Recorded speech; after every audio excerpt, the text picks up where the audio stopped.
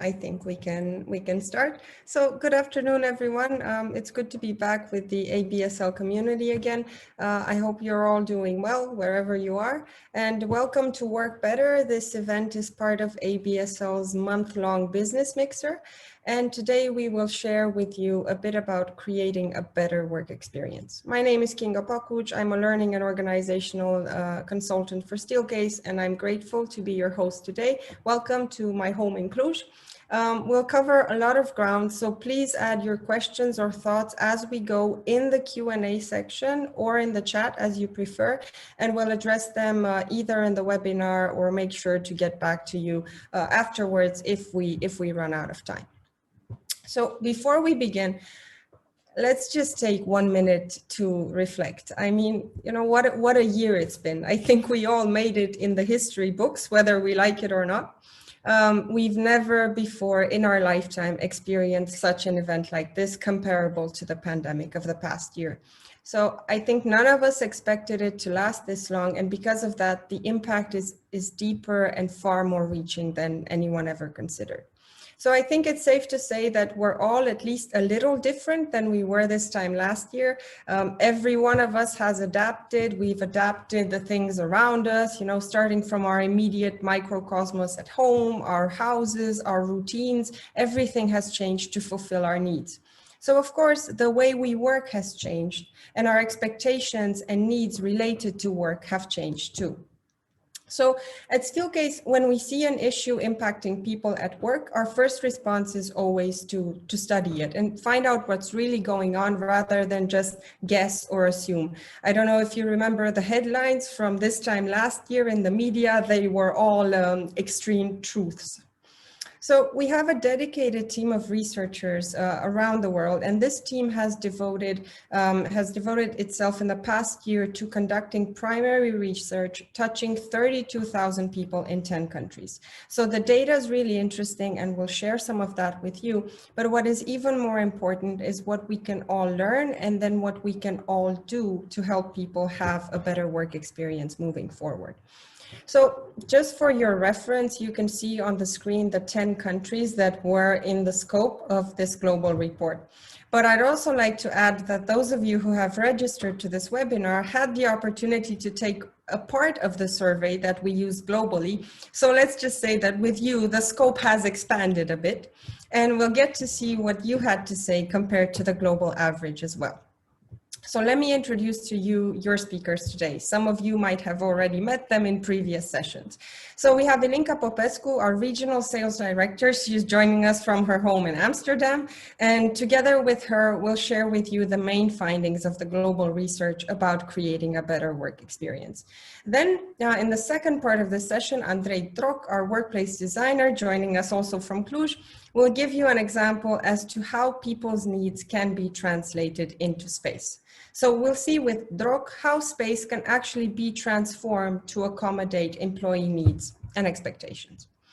So in a nutshell, here's what's coming up. So everybody is talking about hybrid work or a hybrid future. Hybrid is our new favorite word in the world.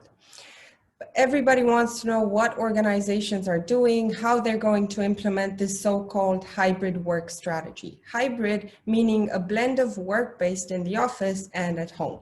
So we'll unpack our global learnings for you on the topic of hybrid work, and spoiler alert, a hybrid strategy will and should vary depending on the company, the cultures, and the countries. There's a lot of variables, and we'll give you a glimpse into all of those.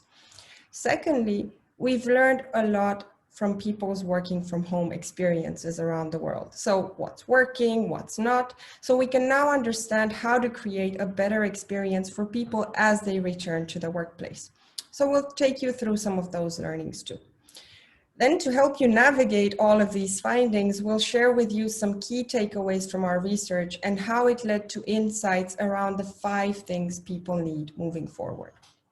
Then Andrei will give us some tangible examples of how insights can actually transform a space. We'll look at how people work and how their needs can be translated into spatial solutions. One last thing before we dive in. So let's not forget that work is inherently social, and companies are nothing without us, without people. So if we were to come here today and say, hey, we have the perfect one-size-fits-all recipe, it's applicable to everyone here, would you believe us? And, I think, of course you wouldn't, and you shouldn't. It's about people, so it's bound to be complex and not a perfect recipe. And maybe this pandemic has opened, many eyes in a way that we realize what truly is important, and we don't take things for granted anymore, work experience included. So I encourage you to just embrace human complexity, as it gives us richness and opportunities to act.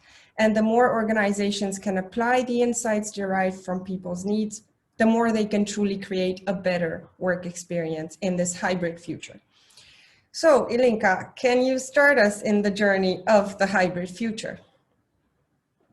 Hi, everyone. Yeah, I definitely can. And I just want to start off by saying that this is not a fake background. I got this question twice today in calls.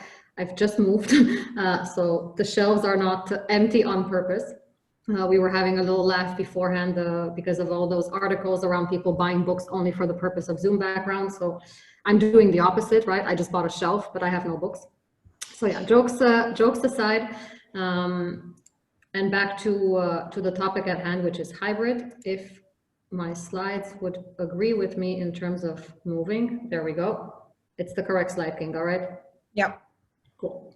So after months of working from home, I think it became quite clear that people want this hybrid as an option in some way. So in general, it's really about having options, having flexibility, and having more control. So in this study that we did, what we did is we actually asked business leaders around the world, specifically in those 10 countries that we mentioned, how they planned to approach this emerging expectation. Would they continue to work primarily in the office? Would they shift to working almost exclusively from home? Or would they actually blend the two?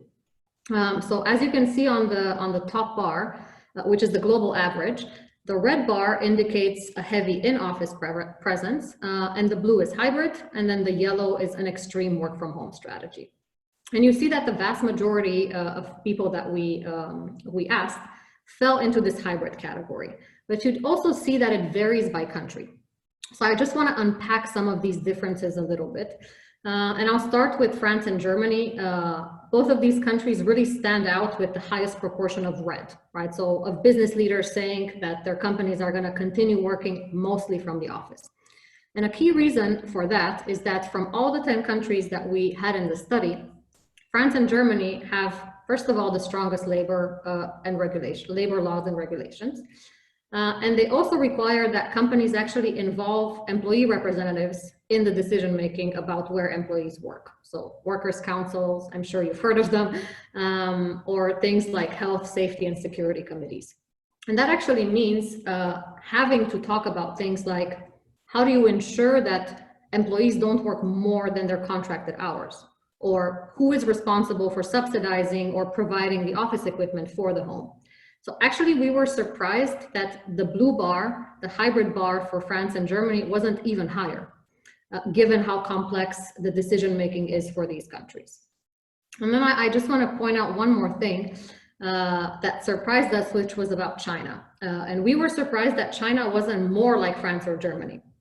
Not because of labor laws, right, but because of cultural assumptions. One explanation is that Chinese companies were so eager to continue business as usual, of course, the timeline having been an earlier one over there, that they really rapidly adopted online collaboration platforms. And they found out that, well, they actually worked really well, or at least much better than they originally thought. So just to put it into perspective, work from home skyrocketed in China. I think it was something like 200 million people working from home, more or less this time last year. So they really went from being super skeptical about hybrid being possible at all to having the technology that supports them prove that actually it's quite useful. So that's it from my side on the hybrid question. Yeah, well, so when you actually look in the data itself and take the time to talk to tens of thousands of people, you see how some of the assumptions that you might have can be actually challenged. So even beyond China, we've seen a pretty significant attitude change throughout this pandemic, and it's all like it's fluid. Like if you look at this chart right now on the screen, in April, so early pandemic for much of the world, we asked leaders if they expected employees will have more choice and control to work from home or somewhere else post-pandemic. And in April, there wasn't really much change to pre-pandemic levels. But by September, the number went up 38%. And it went way up in Germany to 78% and China to 54%. So Ilinka, back to you. Why could that have changed so significantly, this perception of allowing for flexible work policies? Yeah, so it's really related to what I started mentioning before. So I would summarize it in kind of three ways. It starts with tools and connectivity, which arguably were already widespread before the pandemic, right? We have the internet, we have collaboration tools, but that also accelerated. Which brings me to the second point about accessibility and proficiency. So not everyone had access to these tools, even if they existed. And also not everyone knew how to use them, right? When I had to learn how to use Teams, that was a whole day basically of figuring out. I still don't fully know how to create breakout rooms, for example, right? So there was clearly a learning curve for that between April and September. And this leads me to the last point, which is skepticism and trust. I already touched upon it, that leaders became a lot more likely to actually trust that they were able to monitor productivity and keep business as usual. So this skepticism actually that they felt in April started to dissipate the closer we got to September. So this increased trust is actually leading to more flexibility for employees. And I think that human need for flexibility is really, I think, a key lesson out of everyone for this pandemic. And how that flexibility is defined will be quite different for each organization. But it will need to be enabled. Flexibility will need to be enabled by companies and their leaders. So now let's shift a bit from some of the things that leaders are thinking to people and their experiences working from home. And our researchers in this global study used a number of methods, both quantitative and qualitative. One qualitative method we used is interviews. So interviews with people working from home. And these led to 5 patterns of experiences. I think we will see that we can all relate to one or more of these. But I'll let Ilinka give you a bit of context about why we decided to create these archetypes and how you should think about them. And I really encourage everybody in the meeting, if you notice some of the things that you personally felt or feel in relation to these archetypes, please share with us on chat. So Ilinka, can you tell us why we created these typologies in the first place? Sure, and now would be the time to grab a coffee because this is a bit of a longer story here. So it all starts with the articles and the media hype that we saw back in April last year with all these, I'm gonna call them hot takes, right? So suppositions, to put it mildly, right, regarding the future of the workplace. And there were 2 things that kind of stood out. First of all, that the office is dead. We're all going to work from home now. That was one take. And another take that became quite popular was that the office is only going to be there for collaboration. So we're going to do all of our focused work from home, and then we're still going to go to the office only to meet other people. So there is, some truth to both of these suppositions, but they are very reductive. So what we wanted to do with this part of the research is to actually ask employees what their motivation was to either stay home or go to the office. And we found this series of patterns that actually represent attitudes. And we decided to personify these attitudes just to make them a little bit more relatable. So we're not saying that each person has one persona, right? We're just saying that depending on the context, everyone identifies a bit more with one or the other. I'm sure I've had my frustrated creative networker days and my isolated Zoomer days. This is definitely an isolated Zoomer kind of day.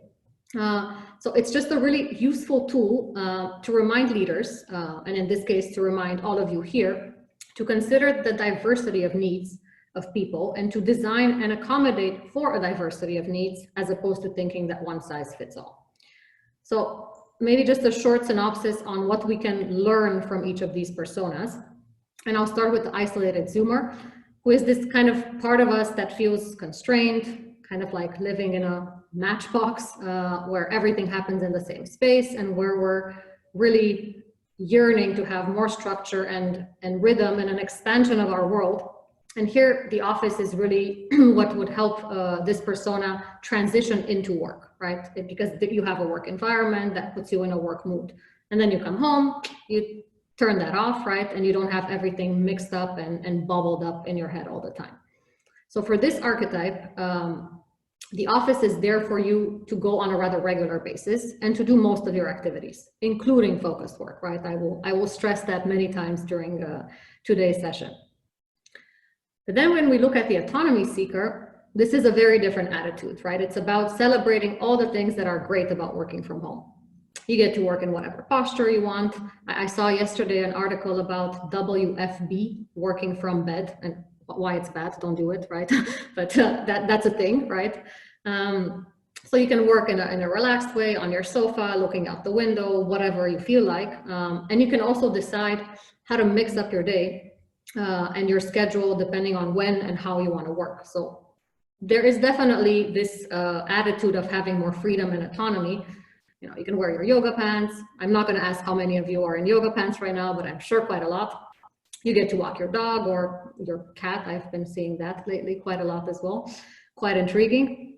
So there's definitely an attitude that needs to be personified around the celebration of everything that is good about working from home. And then we get to the frustrated creative networker that I identify with mostly, let's say. And I think a lot of managers identify with this persona, because at the core of the work of a manager are these social encounters, right? It's about overhearing what other people are working on, informal brainstorming, and those large workshops, creative workshops that are still very hard to do online.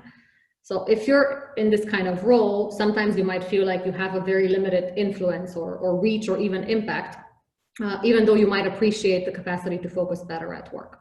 So when we think about the office for this type of persona, we really have to think about enabling those social connections and that social capital. And then we have the overworked caretaker, which I'm sure a lot of you will also identify with. It's a very important profile now, especially for parents who are struggling to manage work, right? And the heightened demands from taking care of children that are maybe not in daycare, or managing homeschooling for kids that have to do it remotely and not physically. And here I just want to point out that it's not just about their struggle now. It's also going to be important to think about this type of persona when we go back to the office, because first of all, people in this persona have been quite overwhelmed for obvious reasons. And they might also have been feeling a bit left out, right? Because they have so much more to manage on the home front than others do. So we need to really bridge that gap for these employees, and it's going to be an adjustment, right? It took us a really long time to get used to this, whatever this is, right? It's going to take us a while to get used to whatever the future brings. And then finally, the relieved self-preservationist. I think here it will be really key for companies to take into account that most likely there is a portion of their population that maybe doesn't feel very psychologically safe, doesn't feel very valued, or even they might feel that they have a toxic team environment. So it's not that work from home is their favorite place to be, it's just where they feel safest right now. And so thinking about the office of the future, it's really an opportunity to put culture at the center and to make sure that everyone actually feels well about going back, also from perspectives that have nothing to do with the office as such. So if you haven't taken time yet to identify with one of these today, right, or in this hour or in this half a day, because it might change throughout the day, think about it for the next minute. So please share with us on chat whatever thoughts you might have. I find myself shifting between the frustrated creative networker or the autonomy seeker, depending on the work I do. And in my bad days, I can feel a bit of an isolated Zoomer. I don't know what persona my neighbor fits in, but they are drilling. So, but I expected that. So, sorry for the background noise that might come. Okay. So I'd like to encourage everybody, yes, think about yourself, but also think about your colleagues too, like how diverse they are, and really reflect on how can we come closer to creating an inclusive way of going forward, as we know that some will return, some will work from home more than the others in this hybrid future. So now that we looked at people, now let's talk a bit about the challenges and benefits of working from home and share findings from both our global study and as well see how your responses in the webinar compared. So in this huge global survey we conducted, we asked people what they liked and what got worse while working from home. And you said that the lack of a commute was really the biggest benefit, while a sense of isolation was the biggest challenge. And that's very consistent with the global study if you look at the lower part of the screen. Now, your answers were a bit different from the global average on the second biggest issue, but they do seem related. So your second top challenge was clarity of responsibilities. So Ilinka, what would you make of that? So first of all, just to react on this desire for lack of commute, right? Or however else I can summarize it. So I think it's really clear from this slide as well, and from this part of the research, that more flexibility is needed because we can structure our day the way that we actually want to. Paradoxically, we might have more things to do, especially if you're an overworked caretaker, but we can potentially do that with more of our own choice making. So I just wanted to point that out, but then yeah, back to this clarity of responsibilities. I think it has to do with, I'll call it line of sight, both literally and figuratively. So literally, we're not in the office, right? We cannot see other people. We cannot be reminded in a subtle way of the full value chain, right? So my work serves your work, serves his work, serves her work, serves the customer. We also don't have that line of sight in a figurative way because we're still in this physical and also mental matchbox. And that may actually close down our own perspective about our work and how it's actually connected to the bigger picture. So having clarity of responsibility is something that we need in general, and it's something that we can get from each other face to face and be reminded of face to face.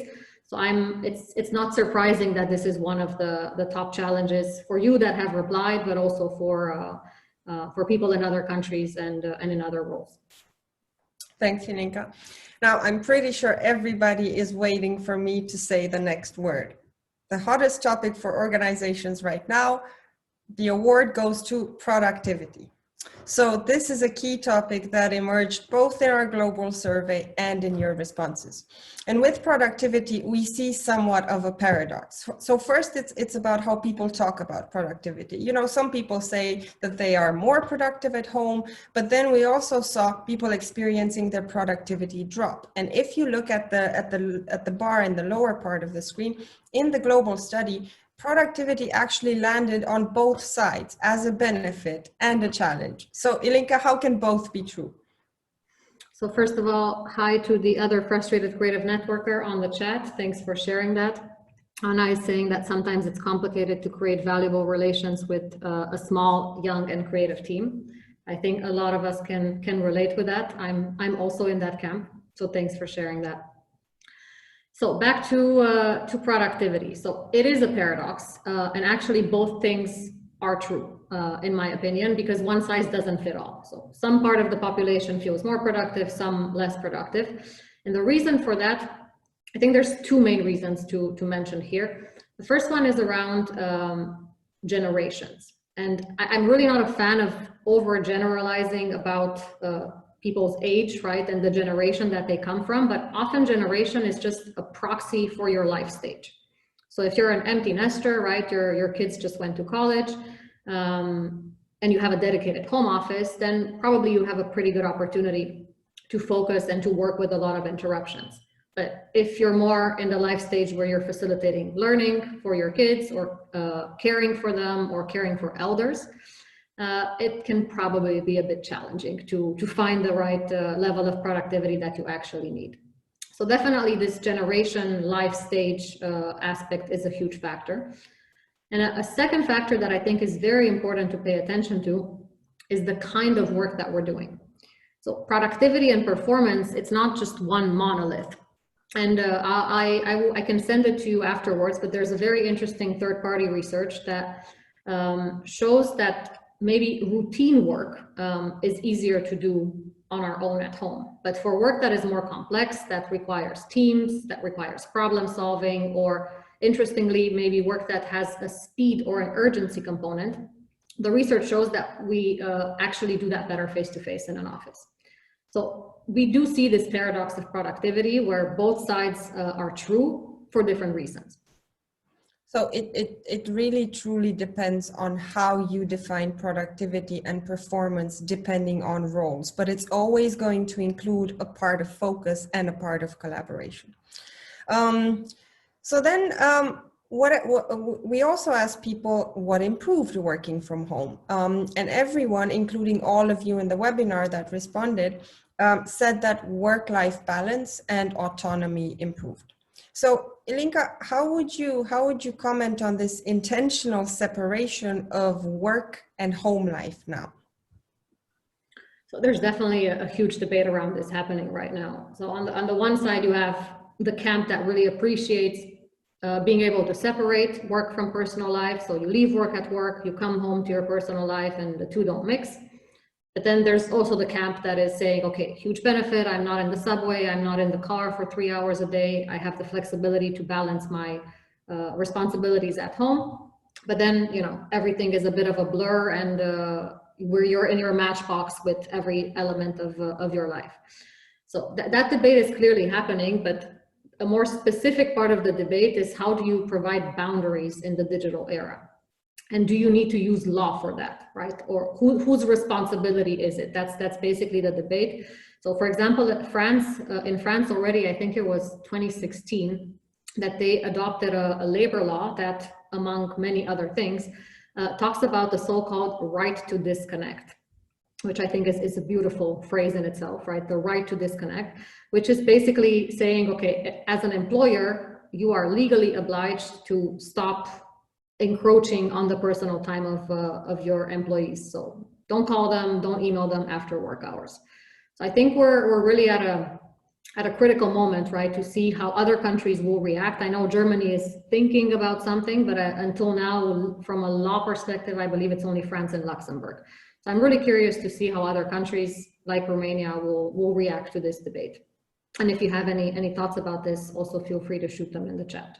Yeah, absolutely. I mean, everybody's kind of searching for the right solutions right now. And we know that in Romania, we're pretty far from a right to disconnect law. So really add all your thoughts or your wonders in the chat, because it's always like, where's that line between not imposing too much rigidity and bureaucracy on life, but also how do you at the same time provide for that respect and care for those boundaries? So let's turn our eyes now to the office, with the understanding that for many parts of the world, or in some businesses, maybe the business services sector is not that kind of an industry, but many employees have continued to work from the office throughout the pandemic. So of course, you know, safety is a key topic, and we ask people, what will make you feel comfortable returning to the workplace? And globally, you see on the screen how things rank. So you have safety protocols, air quality, cleanliness, physical distancing, and boundaries all ranked near the top. But what is interesting here, and I'd also like the audience to reflect on their own situation, is back to this responsibility again. So the perception of safety viewed differently based on who is responsible and in control. So Ilinka, can you talk a bit about that? So I'll go back to some examples from Asia Pacific here, but the key is trust, right? How does trust factor into this equation of safety? So in China, employees trust that everything that has to do with infection control is actually managed by the government, right, on a municipal level, and then it's collectively maintained through, you know, contact tracing and this adherence to protocols. And the same goes for Japan, for example. So employers are not as responsible for providing it as much as, for example, in India, where the duty of care lies almost exclusively with the organization to provide everything that has to do with infection control in the office, because they really can't be sure about what's being done outside of the premises of that office. So employees are becoming, in some cases, very reticent to return because of this trust factor, which means that companies everywhere need to be aware of where the duty of care lies, first of all, and even more importantly, how their employees actually feel about it. So when we think about safety in our own situation, in our own companies, we should also kind of think, okay, what can I do as a company? But also, who is responsible for the other sides of safety that I can't control, and the trust that my employees or my team has in that certain body, right, of control. Okay, let's flip a page, and moving further from this need to be and to feel safe, we also ask people, okay, why do they want to return to the office? And globally, people said their top reasons to return were to connect with colleagues and reconnect to the organization and to this shared purpose. So Ilinka, if we think back to a couple of minutes ago, this seems to connect back to that sense of isolation that people, including people in this webinar, reported. No? Yeah, exactly. It has everything to do with the feeling of isolation, and I would say more specifically, it has to do with social capital. So it's not just about those kind of primary relationships at work, which arguably are even more intense, right? You probably have spoken to your manager more than you've ever spoken to your manager ever during this time. But it's also about those secondary and tertiary relationships. And that's where you're probably losing touch a little bit.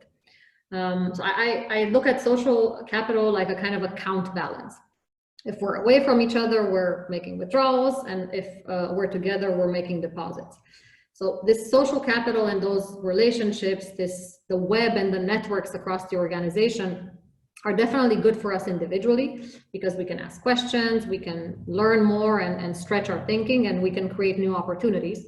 But they're also good for companies, because of course we do make better decisions when we check in with each other, because we understand the big picture and how things can get done in a more effective and efficient way. So here's how that feeling of like being part of something bigger than yourself. Here's the feeling about wanting to connect to this bigger purpose. And really it's about understanding how your work actually matters in the bigger picture and what's your impact beyond yourself. Okay, so this was the global response, but then we saw a bit different answers in China and India and Mexico, as you can see on the screen. So answers related to more the actual office environment. So in China, one of the reasons that people said they want to be in the office, the top reason, was to have more diverse spaces. And in India and Mexico, it was about having a quiet kind of professional environment. So Ilinka, can you share why we heard more this need for a better, more diverse environment in these countries? Yeah, sure. I think it has a lot to do with what home environments are actually like within those countries. And up until 7 years ago, I lived in Beijing for a few years. And I think I can at best describe my home environment as a very cozy shoebox. So if I have to think about now having to put a home office into it, like it seems impossible, right? It would have never worked. So people in China definitely want to go back to larger spaces, which offer a range of settings and different opportunities for seating, which they definitely, most of them do not have at home. And then on the other hand, you have India and Mexico, where actually a lot of people live in multi-generational homes. And the priority for them is, quiet, professional, away from the distractions of having everyone from the baby to the great grandmother within the same space. So I think people in general, but especially in these three countries, are realizing how important this diversity and high performance within spaces is to actually maintain your productivity throughout the day. Thanks, Ilinka. So it really does get interesting when you dig into the data and the specifics of each country, cultural specifics, social dynamics, and so on. So flipping another page, we went and asked people when they go back to the workplace, like what does it need to enable? What should happen in the workplace? And everyone, those of you who took the survey and all our global respondents, seem aligned on the need to collaborate as the first thing that the office needs to enable. But the responses varied a bit for the next most important thing. So all the people in this webinar who responded, your response was experiencing workplace culture. But then most countries said, and you can see below on the screen, 7 out of 10 countries said that they needed to be able to focus in the office. But then France, Spain, and Mexico really seem to value activities that involve working with others, activities like socialization, hosting visits, and collaboration. So Ilinka, can you comment on why would these 3 countries focus entirely on collaborative or group activities? Yeah, so probably some of you already are expecting what the answer is, but yeah, it's true that only these 3 countries had as their top 5 reasons to return only things that are related to being with other people. And actually it was the same from in the data from all of you. So you see experiencing workplace culture was your second priority for what the office needs to support. And the other 3 in the top 5 were also all related to being together with other people. So there's a huge life dimension to being with other people within Latin culture. That's really the takeaway here. So France, Mexico, Spain, and we see now that also with this smaller sample size for Romania, it seems to kind of confirm the fact that there is a commonality within Latin cultures in terms of how important togetherness is in life in general, and that work is no different. That's also a huge part of our work life. So I guess there could be such a thing as Latin blood. So speaking of togetherness, and gosh, we're already more than halfway through the webinar. I just want to ask everybody here, like, okay, how's everybody doing? Is anybody working from bed? Are you standing up? Are you walking around? Are you walking your dog? Are you, in an ergonomic setting, in a perfect posture, looking at the screen? How's your comfort level? And to help you think about this comfort level, I'm going to ask you 3 questions, and feel free to answer on our chat or in the Q&A, wherever you want. How's your body? Then how's your mind? And then how's your heart? And now let's talk a bit about well-being, because comfort and well-being, it's a lot more than about the physical. So we're going to talk about these different aspects of comfort and what we're hearing from people around the world. Yeah, you're right, Kinga. We have to look at them at comfort in a holistic way. So it's not just about the physical part. There's also an emotional and a cognitive dimension. And I'll start with the cognitive because I think that's one that's on our minds quite a lot. And I'll mention 2 things here. When we eventually go back, most of us, unless we're in the overworked caretaker category, would have spent a lot of time getting used to having a really high sense of privacy and quiet, either for our individual calls or for our focused work. So we really need to think about how the workplace is going to deliver that same quality of privacy and quiet when we eventually go back. On the other hand, if we look at collaboration, the office will also need to accommodate for all the virtual calls that we've been having back to back that are most likely not going to stop in a world where people are both at home and in the office.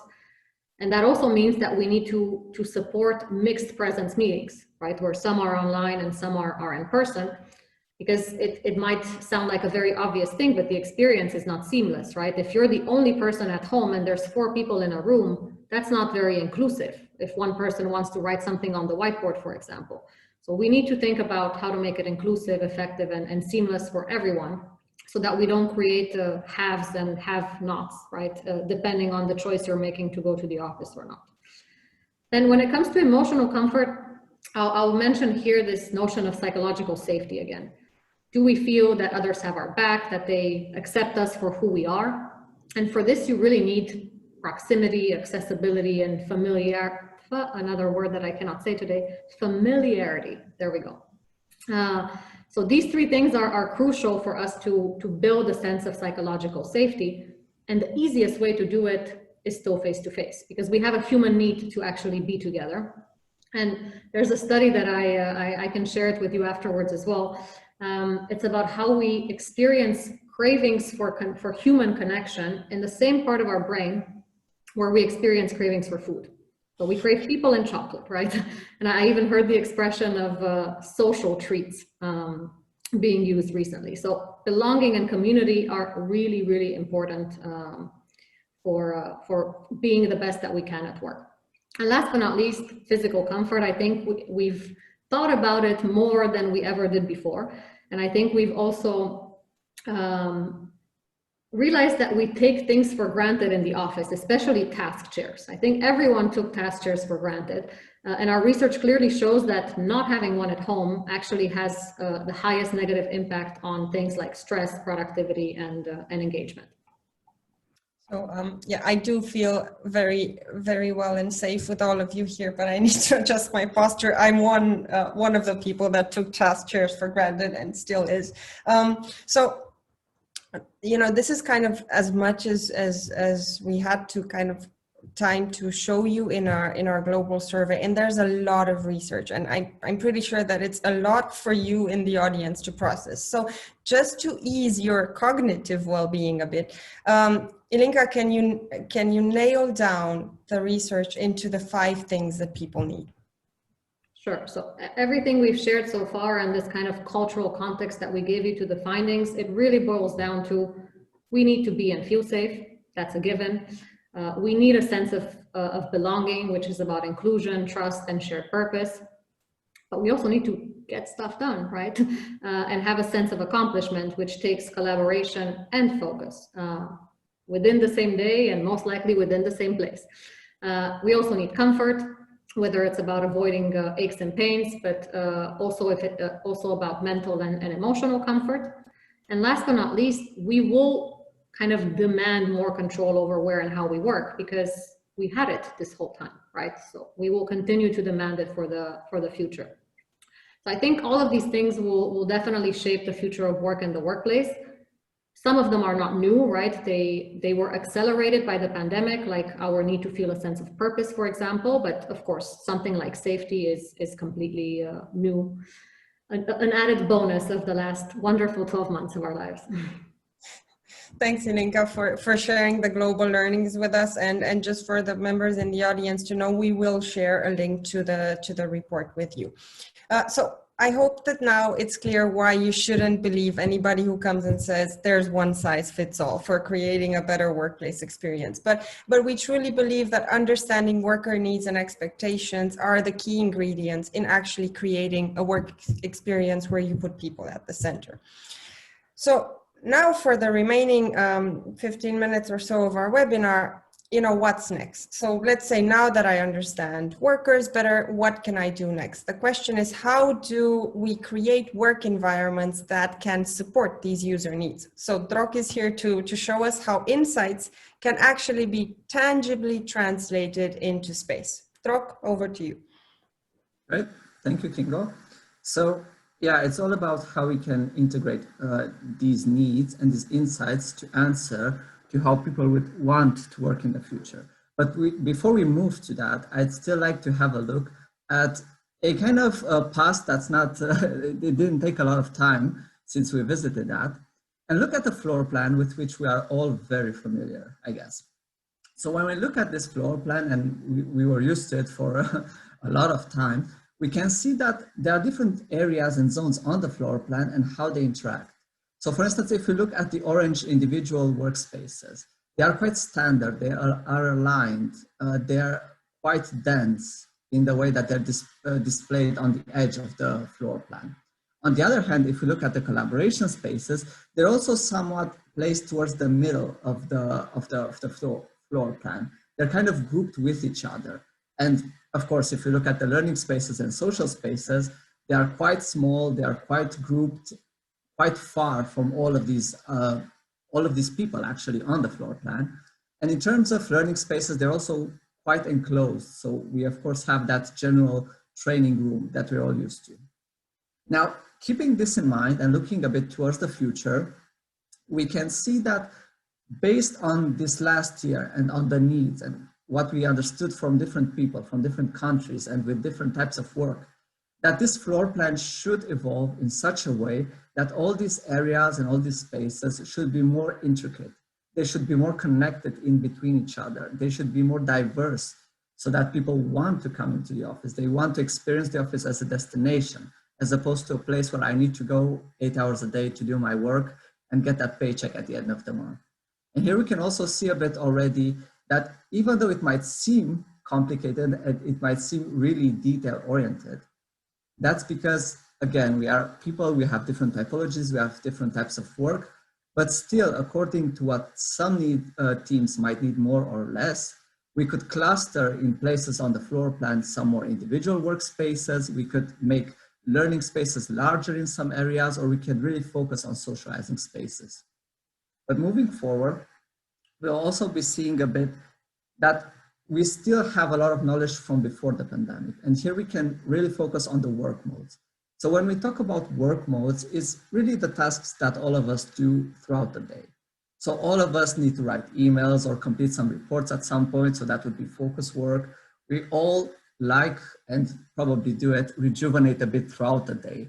And this could either mean reading a short chapter in your favorite book, or simply scrolling a bit on Instagram or Facebook in between tasks or meetings. We also learn and focus on participating into trainings, at least until recently, with a lot of people in one room, but we can also learn in terms of our own ways of attending online classes and such. When we also look at collaboration, we of course have the habit of participating in a lot of meetings, until recently face-to-face mostly. And in terms of socializing, we always like to grab lunch or coffee with our colleagues, talk a bit more about our lives and catch up. Now, these work modes, we had them before, we still have them now, and they still make sense. What will change, however, with the future will be how these are displayed. And here we have to understand that any typology of space or office that we will be doing will encompass all these 5 work modes. It's not about letting some out and focusing on just on a few, but rather it's about the balance between each other. And what has made us shift in different typologies this balance are 2 key drivers. On the one hand, we have the hybrid work, which Ilinka told us about, and is all about how much people will be in the office. Will they be full-time, 5 days a week? Will they be only 4, 3, or will they do their majority of work at home? And then moving past this, what's also super important is the technology. Now, because of this last year and working from home, people got more comfortable and knowledgeable about technology.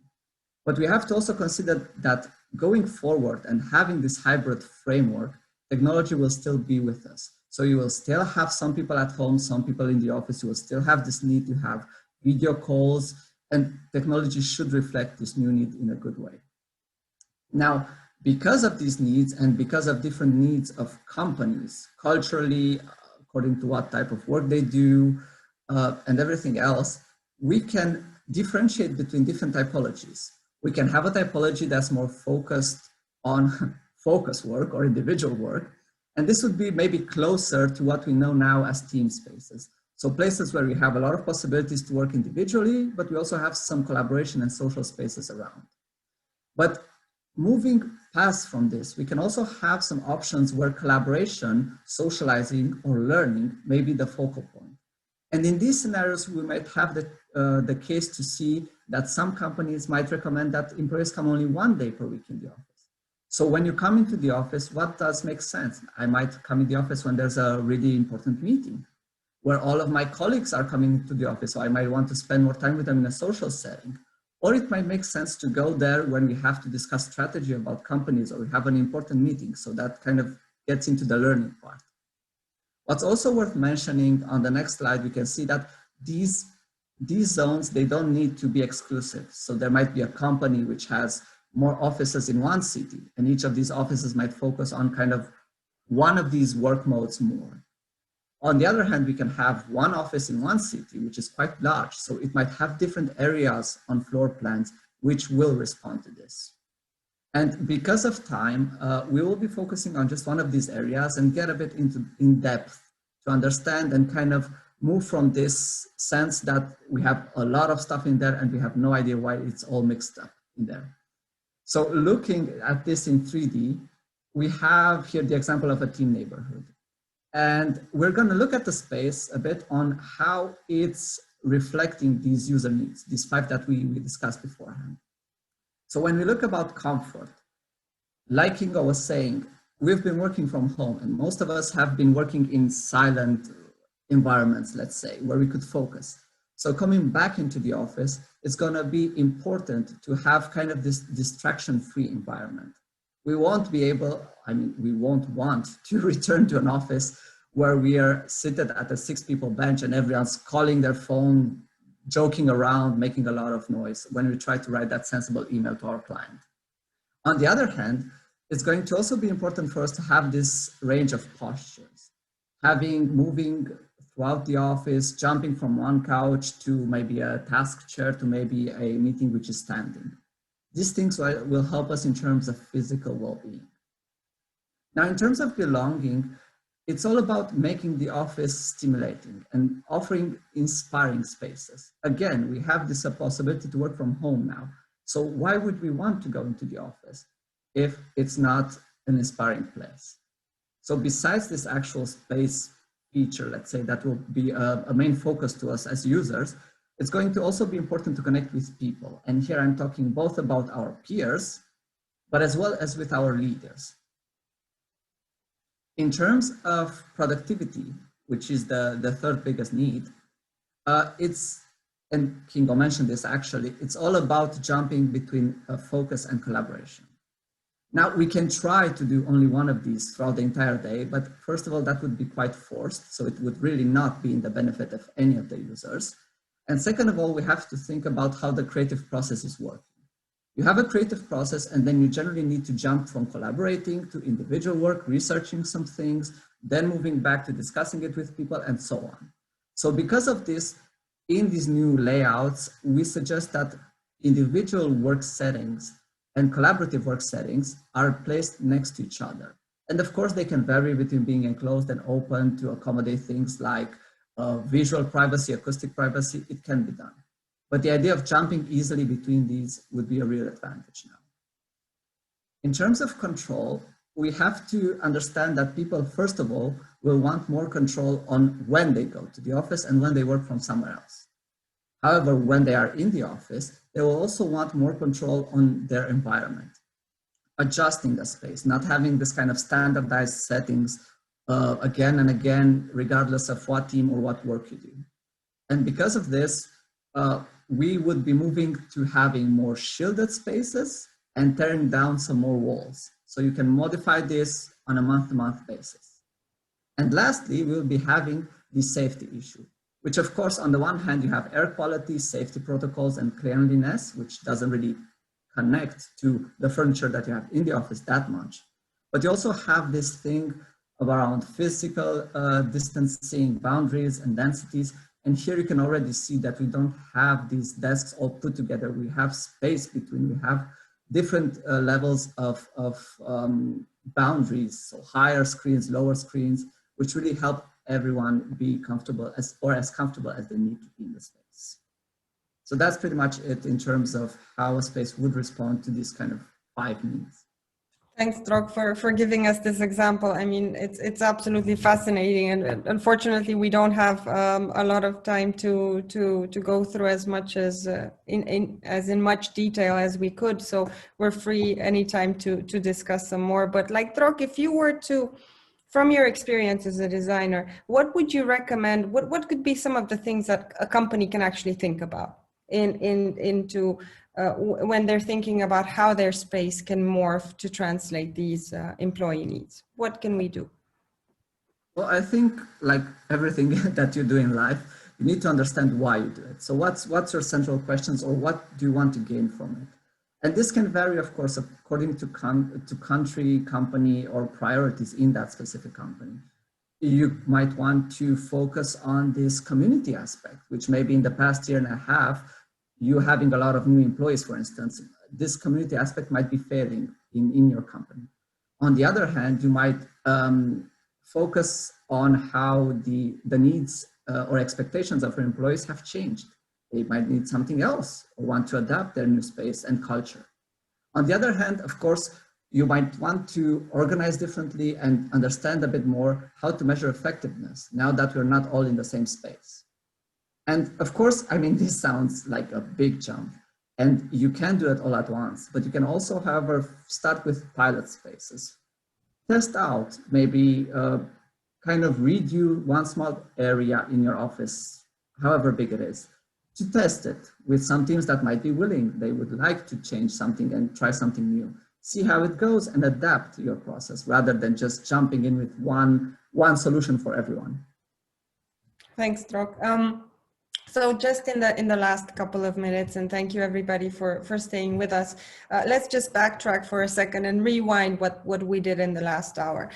So we started with talking about hybrid work. Then we stopped for a moment and we really looked at the people at the center of the world of work. So we looked at those different archetypes that personify attitudes related to work, and we saw how diverse it is. Then we went around the world and in Romania, and we looked at both sides of the coin, working from home, coming back to the office, expectations from the workplace, nailing down into the 5 things people need, and then looking at how space can solve for them. So Ilinka, last chance for you with the audience, any recommendations that from you as to what organizations can consider as next steps as they think about building their hybrid workplace strategy? Sure, and it will be a really quick one because I do have to jump into my next meeting as an isolated Zoomer for today. So all of our resources are really dedicated to providing companies with the right next step, whether it's to learn, to get inspired, to discover, or to create your better work experience. So just to build on what Andrei said, depending on where you're at in your thinking process and what your central question is, you could start identifying the workplace needs of your leaders and employees, or you could explore which settings could work in your space and perhaps prototype or pilot some ideas. You could dive deeper into how you can leverage data to inform your return to the workplace. And last but not least, you can think about how to support work from home in the short and long term. So last note from me personally, I'm excited for a future where we really put people at the center, a future that is more user-centered than virus-centric, which is really what the last year at least has really been about. So with that, I thank you, and hopefully I will see you soon, if not physically, then at least virtually. Thanks, Ilinka. So fingers crossed for the people-centric and not virus-centric future. I just want to thank everybody for their time. And my final thoughts from me, wherever you might be in your journey, I think the biggest risk is really to freeze or do nothing.